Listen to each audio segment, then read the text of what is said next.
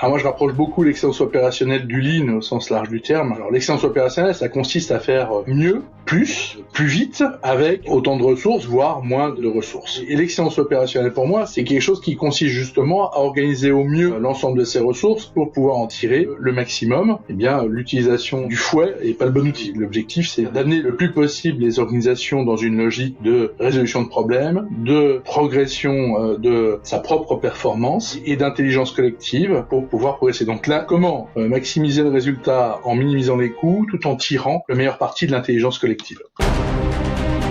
Bonjour, vous écoutez La Sphère Indus, le podcast qui met en lumière et dépoussière les dessous des industries françaises.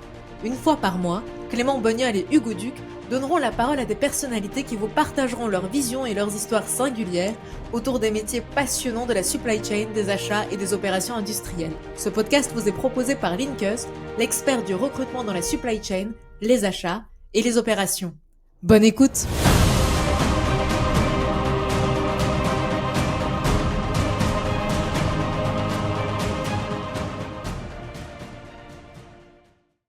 Alors, bienvenue dans ce numéro de la Sphère Indus. Aujourd'hui, on a la chance d'avoir un super invité, Didier Cric. Alors Didier, c'est une longue carrière dans le conseil et plus particulièrement dans le monde industriel et dans l'excellence opérationnelle, avec un début chez Capgemini. Tu décides, Didier, ensuite de créer ton cabinet Adford, spécialisé dans le conseil en opération. Et 9 ans et une trentaine de collaborateurs plus tard, Adford est intégré à KPMG. Et aujourd'hui, tu es à la tête du conseil en opération et de la practice industrie de KPMG France, où tu accompagnes tes clients dans leurs projets de transformation. Bienvenue Didier et merci d'être là. Alors, je vais peut-être juste compléter ton introduction et la corriger par ailleurs. Alors, moi, j'ai commencé par faire de l'opérationnel, donc j'ai été dans l'industrie agroalimentaire, la presse édition, et ensuite, au bout de 15 ans de ce métier-là, j'ai basculé dans le conseil.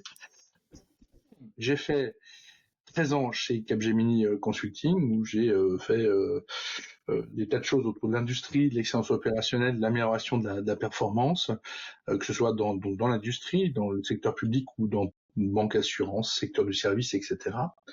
Et ensuite, j'ai rejoint deux copains qui avaient fondé Adford Consulting, qui est un cabinet spécialisé sur l'excellence industrielle.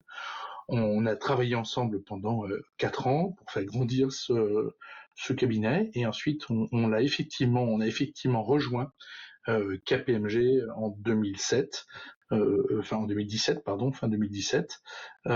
pour développer les opérations au sein de KPMG Advisory.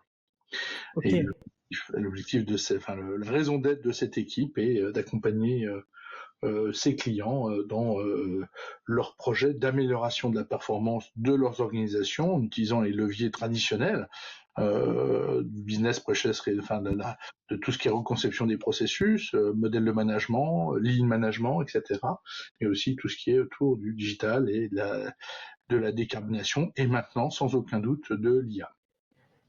Super parcours Didier. Ce que je te propose là dans cet épisode, c'est qu'on aille un peu plus doucement dans toutes ces étapes de vie et que tu nous partages finalement ce que tu en as retiré. Peut-être j'ai une première question. Qu'est-ce qui t'a fait choisir le monde de l'industrie quand tu es sorti d'études et que tu as commencé à travailler? L'odeur. Moi, j'aime l'odeur des usines. Ok.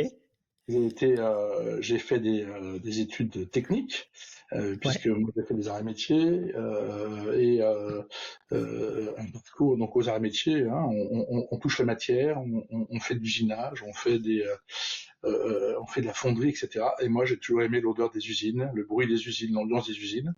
Donc ça m'a toujours intéressé, d'où mon attrait pour l'industrie dans toutes ses dimensions par ailleurs, parce que partant de l'usine, j'ai élargi à toute l'industrie. Et mais j'ai toujours été fasciné par le processus les processus qui amènent les hommes à avoir une idée, à la transformer en un produit, ensuite à pouvoir produire, manufacturer ce produit, entretenir l'outil industriel, concevoir et construire l'outil industriel qui permet de produire ce produit-là, puis ensuite de le distribuer et de l'amener à ses clients, d'en faire le SAV. Et donc je trouve ça moi c'est des choses que je trouve assez fascinantes parce que c'est à chaque fois des organisations extrêmement complexes. Beaucoup de monde il faut beaucoup de monde pour faire une voiture, il faut beaucoup de monde pour faire un yaourt et puis il faut organiser tout ce monde. Donc moi ça m'a toujours cette organisation fascinante. Je vois, oui. Et souvent on parle d'excellence opérationnelle quand on parle d'opération. Oui. Toi, pour toi, ça signifie quoi ce terme-là, excellence opérationnelle? Alors moi je rapproche beaucoup l'excellence opérationnelle du Lean au sens large du terme. Pourquoi? Parce que alors, l'excellence opérationnelle, ça consiste à faire mieux,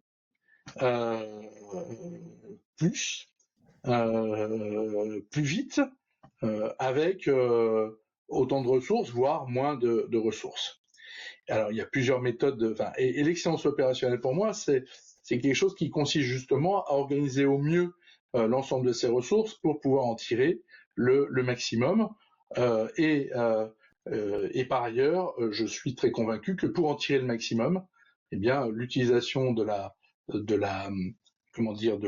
fouet n'est pas le bon outil, quoi. Le fouet, la contrainte ne sont pas les bons outils, et l'objectif c'est de tirer, d'amener le plus possible les organisations dans une logique de résolution de problèmes, de progression de sa propre performance et d'intelligence collective pour pouvoir progresser. Donc là, l'excellence opérationnelle pour moi, c'est donc comment maximiser le résultat en minimisant les coûts tout en tirant le meilleur parti de l'intelligence collective. Ok, très clair comme définition.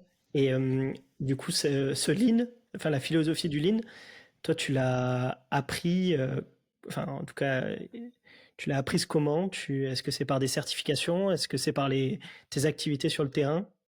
Non, moi j'ai appris ça sur le terrain. Ouais.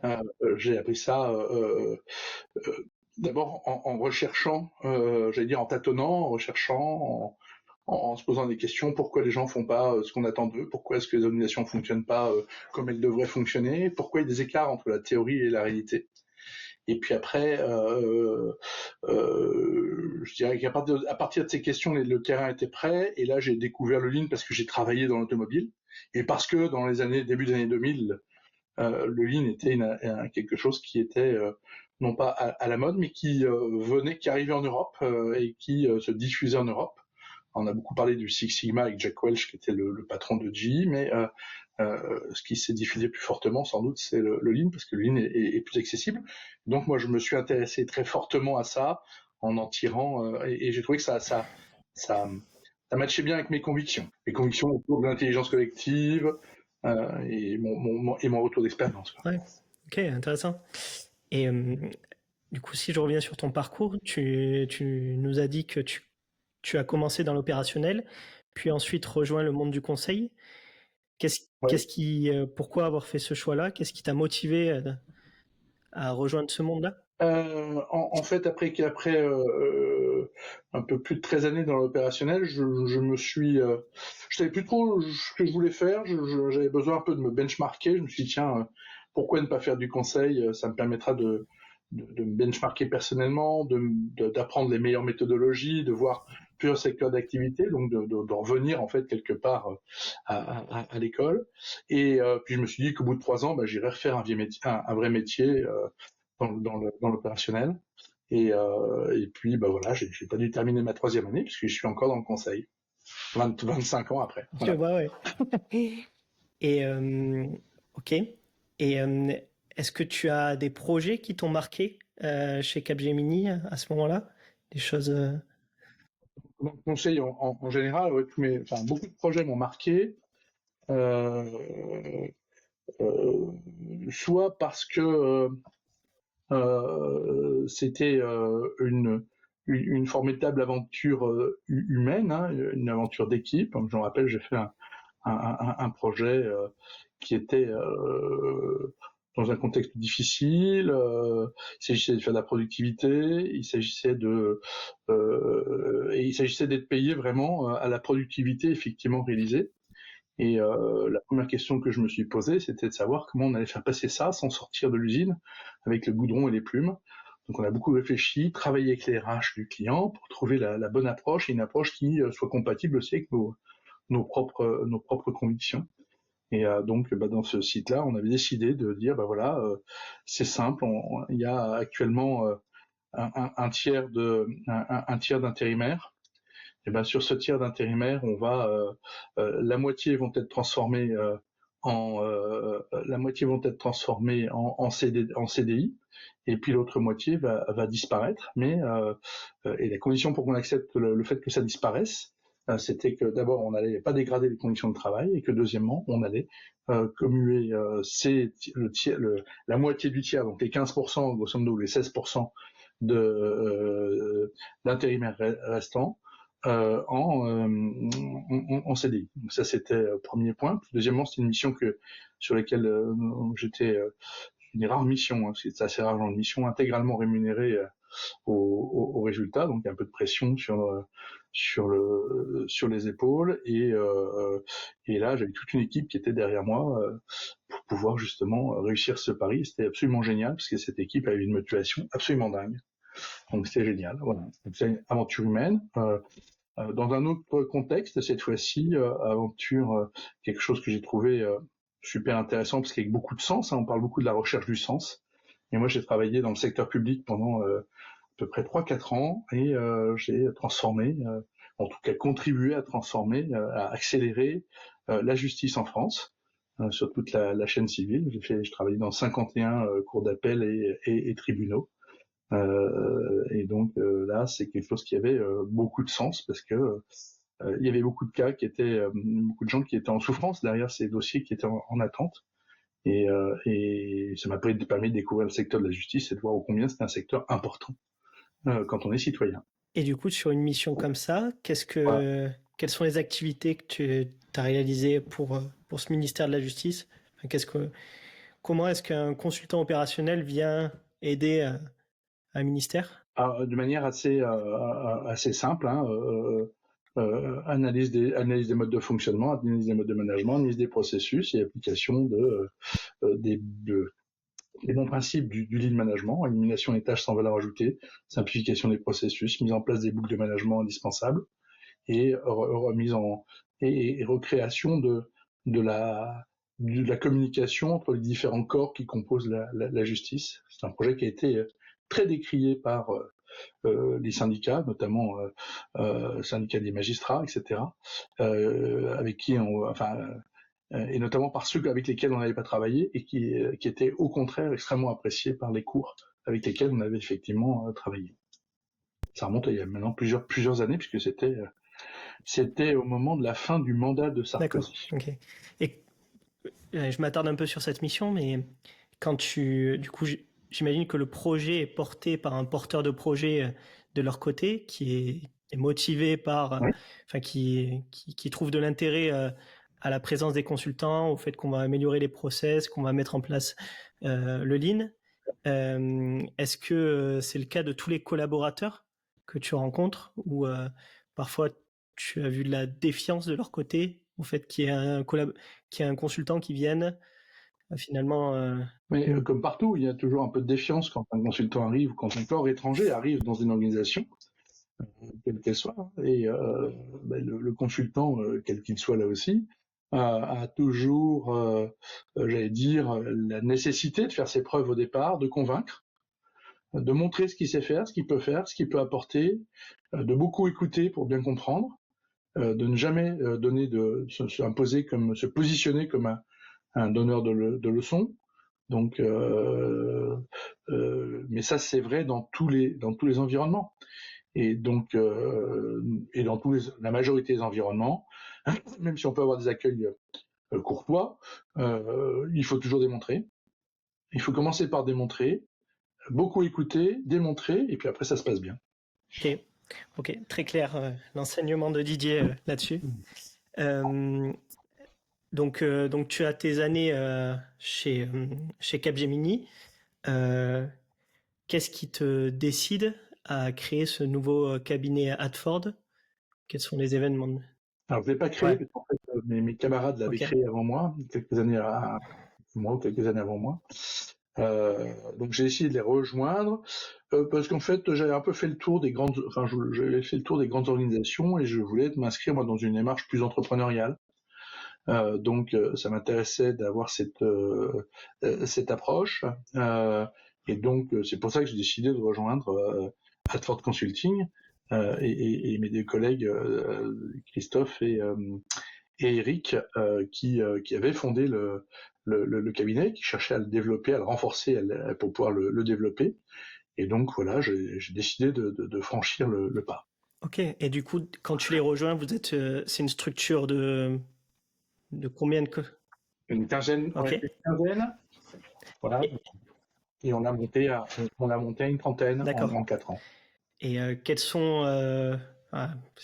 quel a été le secret finalement pour passer de 15 à 30 Est-ce que tu as des leviers qui vous ont permis de vous développer? Je crois que le premier des leviers, c'est la compétence et la valeur ajoutée produite pendant les missions pour nos clients. Je crois que c'est la première des choses. Hein. La deuxième, c'est avoir une bonne cohérence d'équipe, notamment à la tête du cabinet, mais aussi au sein même de l'équipe, et recruter aussi les bonnes personnes, avoir des personnes qui justement incarnent cette recherche de l'exigence et de l'excellence. Et tu parlais de recrutement.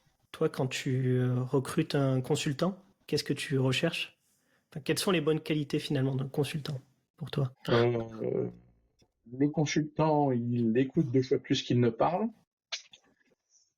Ça, c'est une qualité c'est une posture générale, j'allais dire. Donc quelqu'un qui écoute et qui a beaucoup d'humilité. Puis après, c'est quelqu'un qui a une grosse capacité d'analyse, une grosse capacité à engranger de l'information, enfin de la data pour en tirer de l'information. Donc ça, c'est l'analyse, la capacité de synthèse, et puis quelqu'un qui a envie de progresser, a envie de comprendre, intègre le feedback, écoute et veut mieux faire, quoi, qui a un fort niveau d'exigence par rapport à lui-même. Ok, très clair. Et j'imagine, avec ces années à Capgemini et Adford, tu vois qu'il y a des pain points souvent qui reviennent dans les entreprises que tu rencontres. Est-ce qu'il y a des pain points comme ça que tu vois plusieurs fois et auxquels tu te dis oui, c'est un peu et la cause principale que je vois, c'est le turnover chez nos clients. C'est-à-dire qu'on a des organisations dans lesquelles il y a aucun doute sur le fait que c'est bien, il y a du turnover pour enrichir les parcours, pour faire que les acteurs de nos clients connaissent de mieux en mieux la maison, dans son intégralité, sous différents aspects, etc. Mais il se trouve que la capitalisation n'est pas toujours suffisante, et pas toujours bien organisée. Moi, je suis arrivé, j'ai travaillé chez un client il y a une quinzaine d'années, chez un client que je ne citerai pas, on lui a fait tout son modèle d'excellence opérationnelle, et 10 ans après, je revois le même client, alors l'organisation a changé, les gens ont changé, la personne que j'ai en face de moi, elle dit voilà, je veux monter un système équivalent au TPM de Toyota, voilà, et je lui dis écoute, je suis surpris que tu me dises ça parce que je l'ai déjà fait il y a une dizaine d'années. Le gars me dit c'est pas possible. Je dis écoute, j'ai ouvert mon PC, je dis voilà, voici tes référentiels, voici ce qui a été mis en place, voici et le gars était là, mais c'est pas possible que toi tu l'aies et que moi je l'ai pas. Je dis oui, c'est quand même si c'est possible, mais c'est pas normal. Je vois. Ouais, finalement il y a beaucoup de problèmes qui sont de l'ordre humain, dans le sens où c'est parfois juste une mauvaise communication. On capitalise pas sur. Oui, et puis c'est lié au fait que je suis quand je veux remplacer moi cadre opérationnel, quand je veux remplacer quand je prends mon poste, je veux marquer ce poste de mon empreinte, je veux faire les choses comme je le souhaite et je veux pas les faire comme le précédent l'a systématiquement fait. Donc je remets en cause ce qui a été fait, je détruis ce qui a été fait, et je recommence, je réinvente. Parfois je réinvente la roue alors qu'elle existait déjà. D'accord, très clair. Et au moment où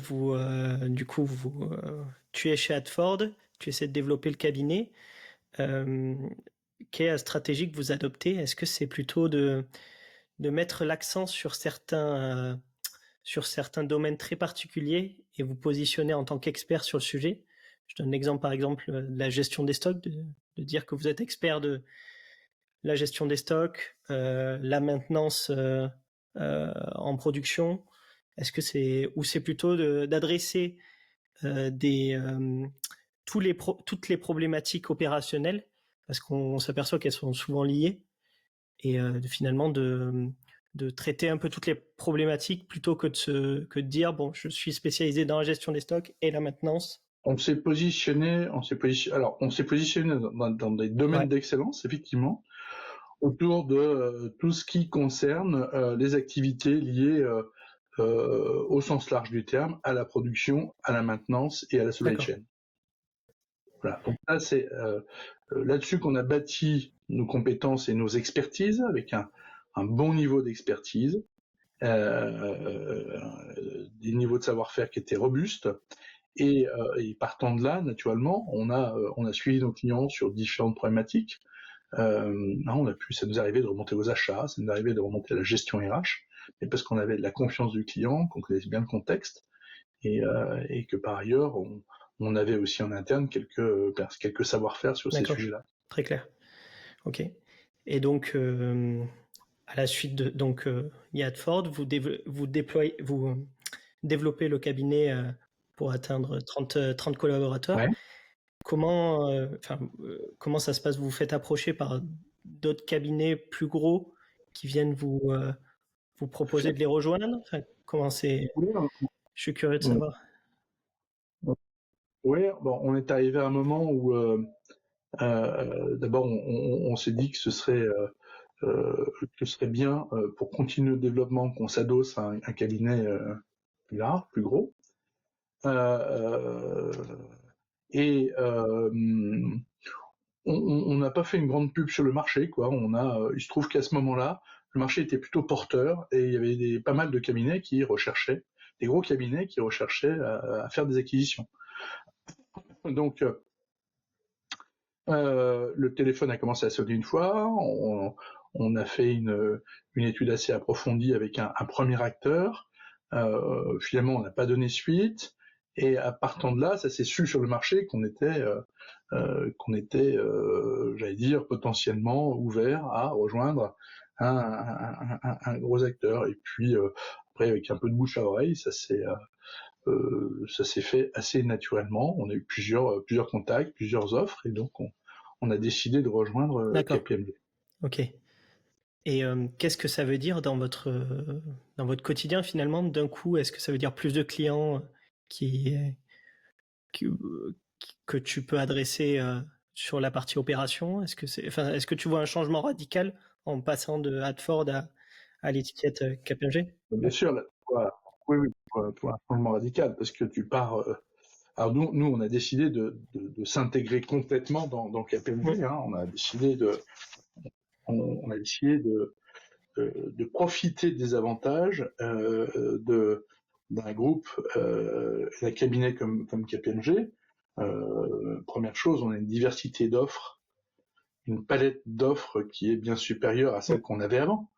Donc on est capable de travailler sur les problématiques de digitalisation, on est capable de travailler sur les problématiques de RP, on est capable de travailler sur des problématiques d'installation de WMS, de mécanisation d'entrepôt, il y a plein de choses qu'on ne faisait pas bien avant, sur lesquelles c'était pas notre centrage, et là maintenant on arrive à le faire de manière beaucoup plus forte, avec beaucoup d'expertise, beaucoup plus qu'on avait avant. Donc juste sur les sujets industriels au sens large du terme, on a augmenté, mais parce qu'on l'a développé. Hein, il y avait pas grand-chose quand on est arrivé chez KPMG, mais on avait les moyens de développer. Quand on est arrivé immédiatement, la grande différence, c'est d'abord on appartient à un cabinet global. Donc on n'a plus de problème à répondre à des appels d'offres globaux pour suivre des clients qui sont de par le monde. Ça, c'est la première chose. La deuxième chose, c'est que si nos clients nous disent, écoute, en plus j'ai un problème sur ma direction financière, on dit, attends, je vais te mettre en relation avec les spécialistes des problématiques de direction financière ou de direction commerciale, etc., etc. Donc on a une palette d'offres qui était instantanément plus large que celle qu'on avait auparavant. Donc voilà, ça c'est les grandes Et est-ce que ça se différences. traduit également sur la typologie de clients? J'ai pas la vue si est-ce qu'un petit cabinet peut répondre, enfin, à des chances de succès dans leur réponse à des appels d'offres, à des entreprises du CAC 40 par exemple, ou une entreprise du CAC 40 elle va favoriser plutôt un gros cabinet comme KPMG? Non, on avait à peu près exactement même la même typologie de clients. La seule limite étant qu'on ne pouvait pas accompagner nos clients, ou plus difficilement, sur des projets globaux avec des équipes qui se projettent dans tous les pays, qui interviennent dans tous les pays. Donc ça c'était très compliqué à mettre en œuvre. Ces projets-là, généralement, on ne les avait pas, sauf exception. Mais après, les clients, c'est strictement les mêmes. C'est des gros, des moyens. Mais là, c'est des sociétés qui ont l'habitude de travailler avec des consultants. Ok, très clair. Et parce que là, on a parlé aussi du coup des avantages de rejoindre un grand groupe. Est-ce qu'il y a aussi des limites quand on passe d'un petit cabinet à un grand cabinet?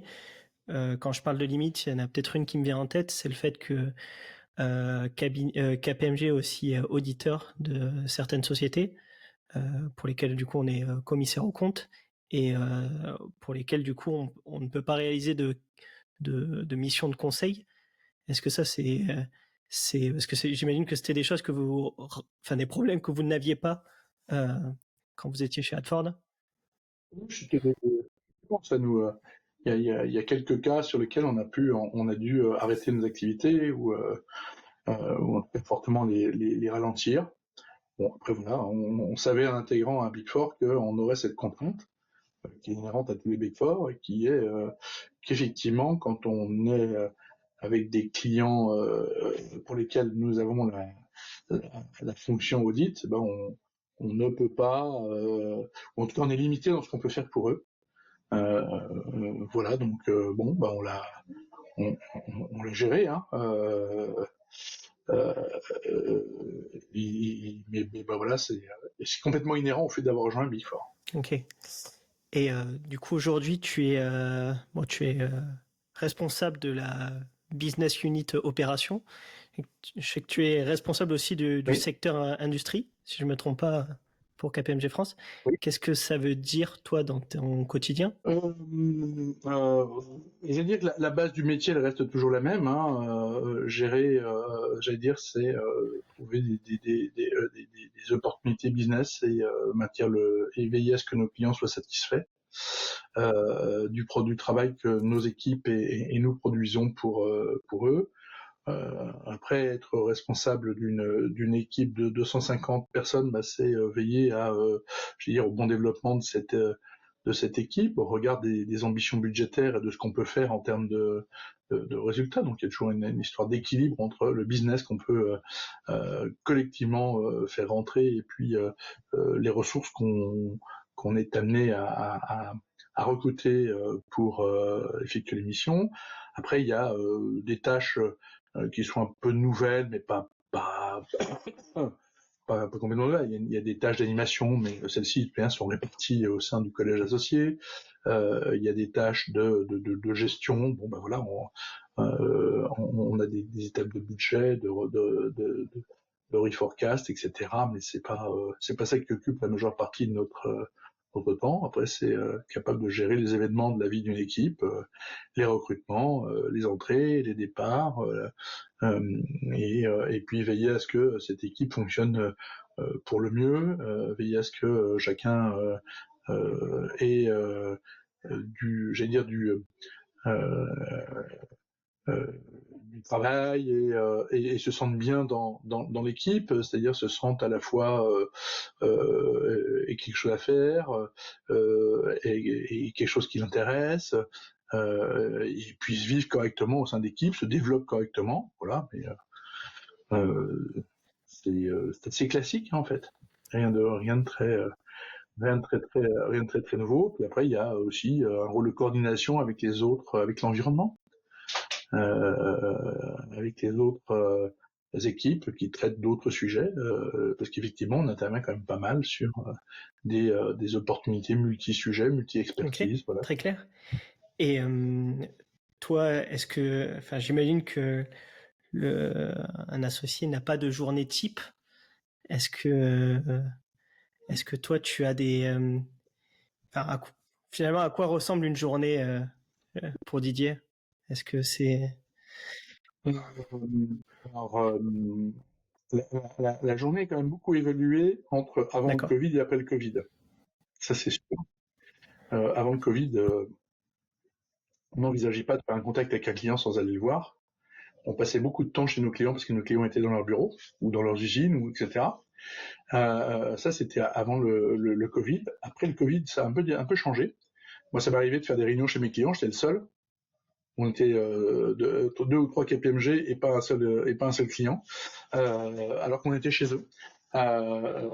Donc, ça a un peu changé quand même la relation. Ça a changé la manière aussi de faire du business développement. Avant, on était vraiment physiquement constamment chez les clients. Et c'est facile de rencontrer du monde, de faire connaissance et de comprendre les enjeux de ses clients et d'apporter des éléments de réponse, le cas échéant. Bon, là, c'est un peu différent de faire ça à distance, donc c'est un peu moins spontané, c'est un peu moins basé sur la relation interpersonnelle, quoique. Mais voilà, donc alors, sur la journée type, voilà, moi ce qui me plaît justement, c'est que j'ai pas de journée type, donc je suis bien incapable. D'abord, généralement, d'abord j'ai pas, j'ai la chance de ne pas avoir beaucoup de réunions récurrentes. Je vois moi certains de mes clients qui ont des agendas complètement surchargés par des tas de réunions récurrentes.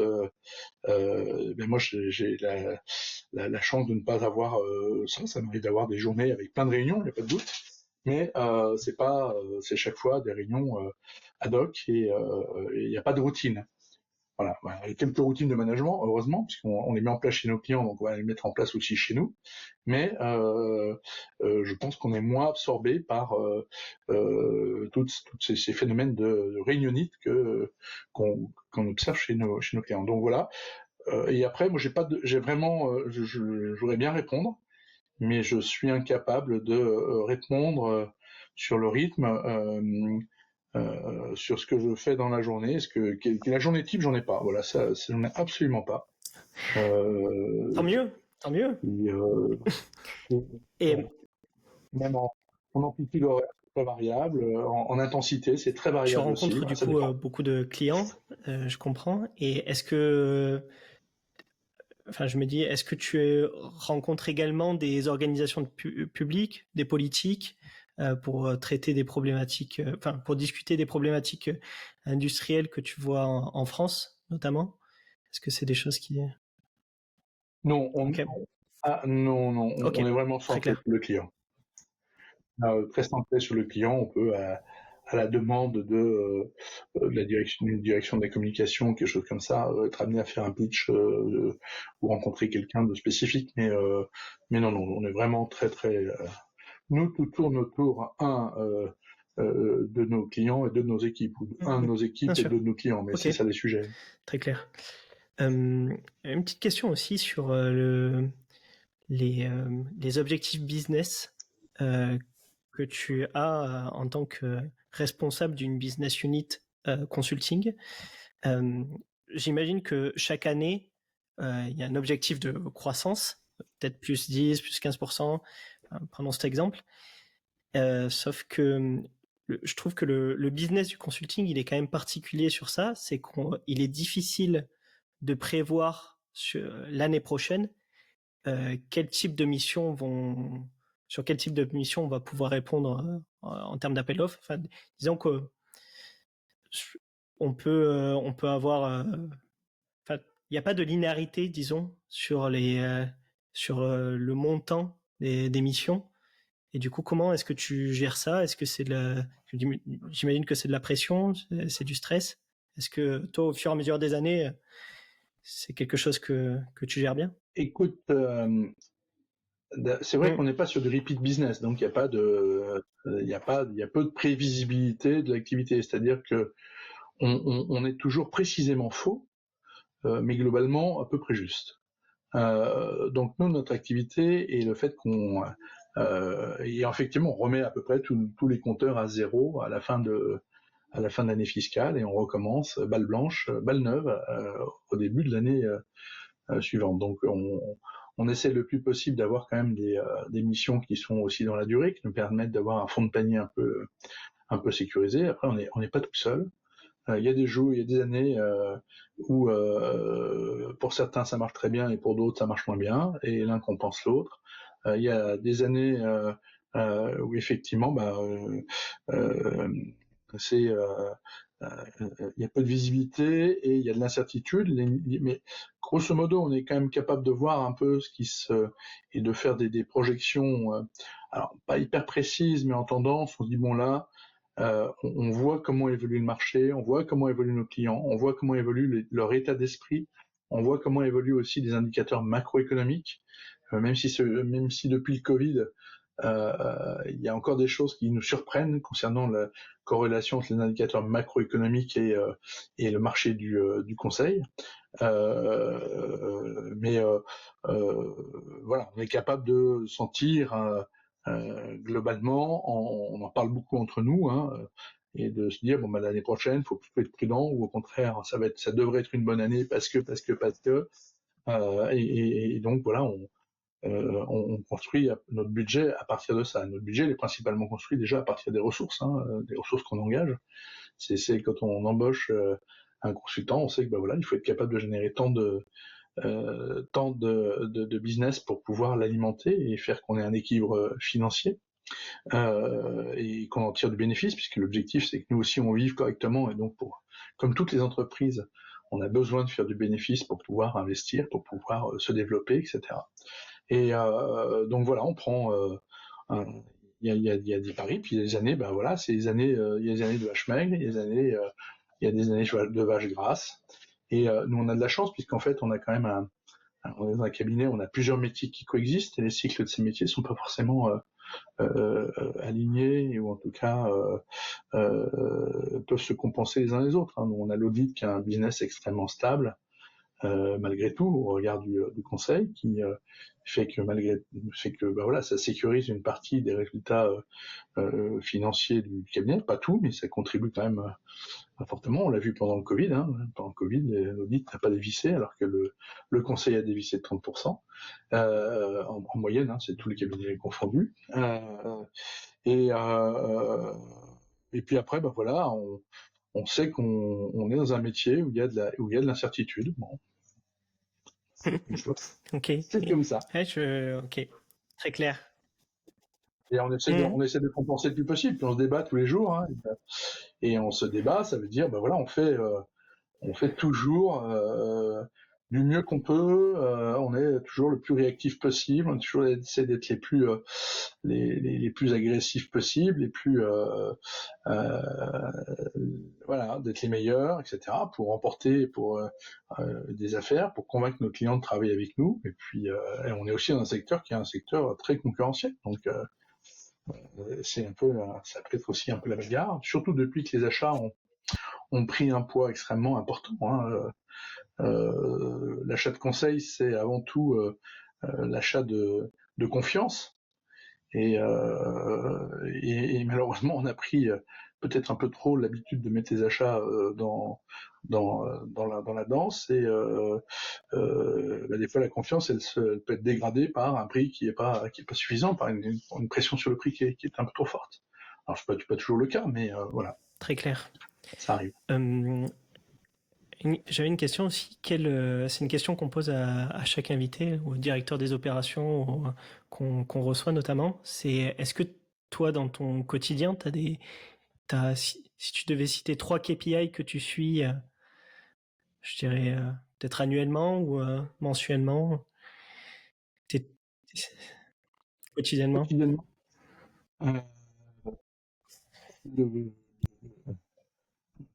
premier KPI qu'on suit, c'est le taux d'emploi de nos équipes.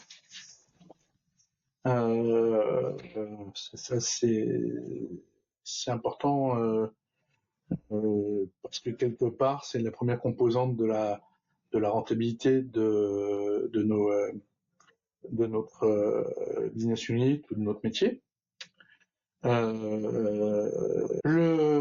Le deuxième, c'est j'allais dire le taux, ce qu'on appelle le TGM, donc le taux journalier moyen, c'est à quel taux on vend nos missions. Donc ça, c'est un autre indicateur qui est clé pour nous.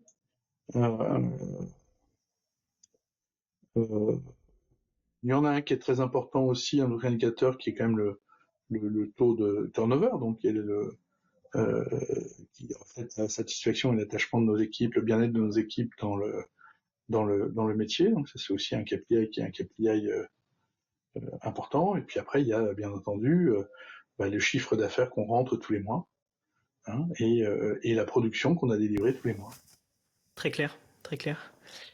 J'avais une autre question sur donc, tu parlais que le Lean était assez novateur dans les années 2000. Est-ce que tu vois de nouvelles tendances qui émergent, toi, chez tes clients, des nouveaux besoins?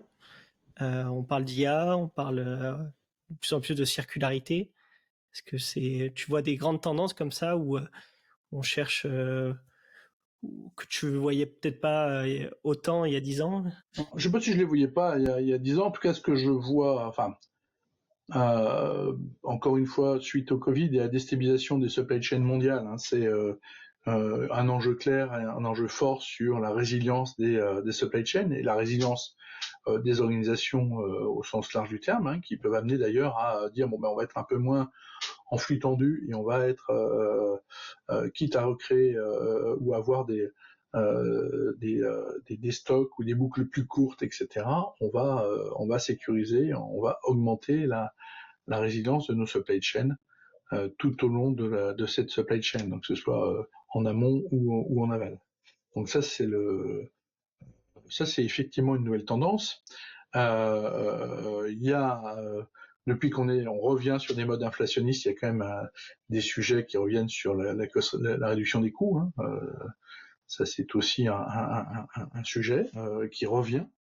Naturellement, il y a tout ce qui tourne autour de la décarbonation et de l'ESG, mais sur les activités industrielles, ça se traduit beaucoup par de la décarbonation des opérations. Donc, comment réduire son empreinte carbone tout en augmentant la résilience. Hein, donc, ça favorise d'ailleurs les boucles plutôt courtes, ça favorise des supply chains qui vont plus s'approvisionner forcément en Asie. Voilà. Et puis, on a j'allais dire dans la continuité et dans l'accélération de la digitalisation des opérations, qui est toujours un sujet. Hein. On a l'apparition de l'IA, hein, qui est un phénomène disruptif au sein de cette tendance de digitalisation. Et ça nous percute de plein fouet. Et c'est une vraie source d'opportunité pour nos clients comme pour nous.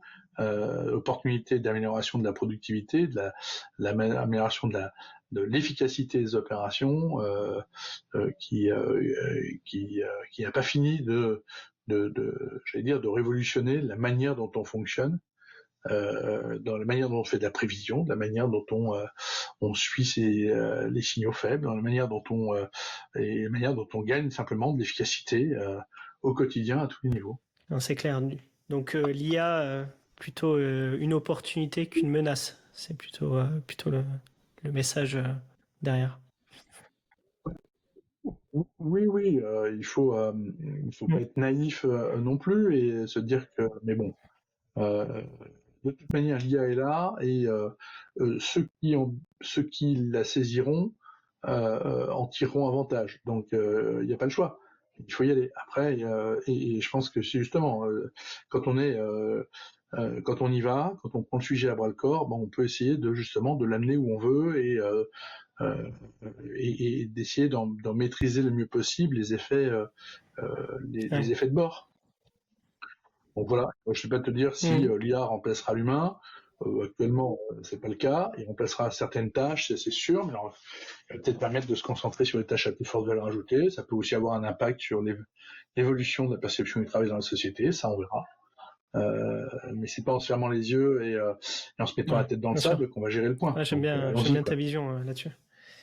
Et une petite question que je m'étais notée, est-ce que tu as une anecdote surprenante, un peu sympa, sur depuis finalement que tu es rentré dans le conseil, quelque chose qui t'a marqué et qui te fait sourire quand tu y repenses? Écoute, spontanément,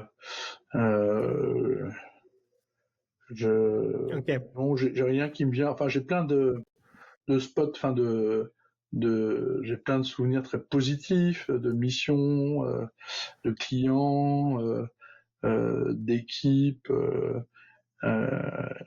etc. Mais pas de, j'en ai eu un peu marrant. C'est un jour, j'étais dans une usine et un des responsables de l'usine me fuyait parce qu'il aimait pas, il voulait pas l'intérêt des consultants.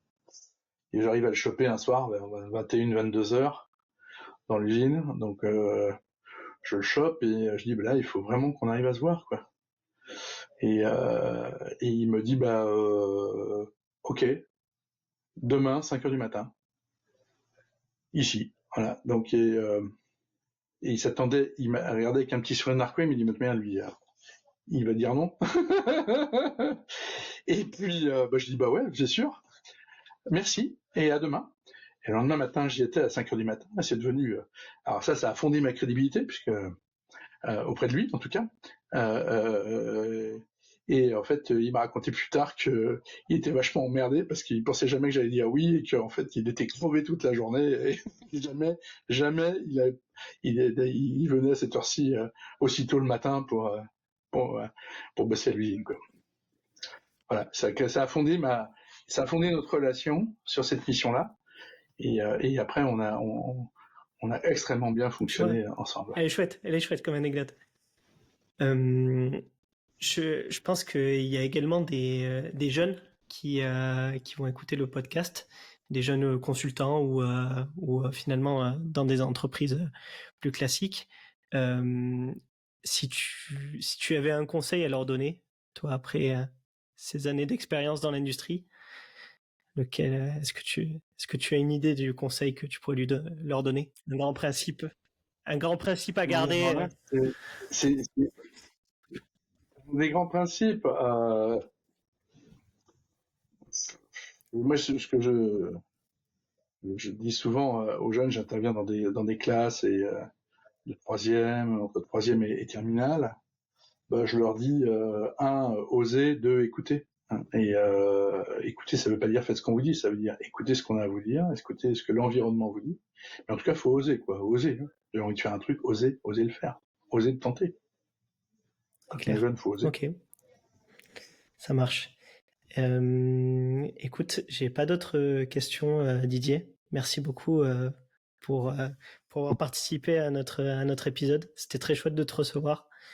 Je pense qu'on a appris beaucoup de choses, et notamment sur le monde du conseil.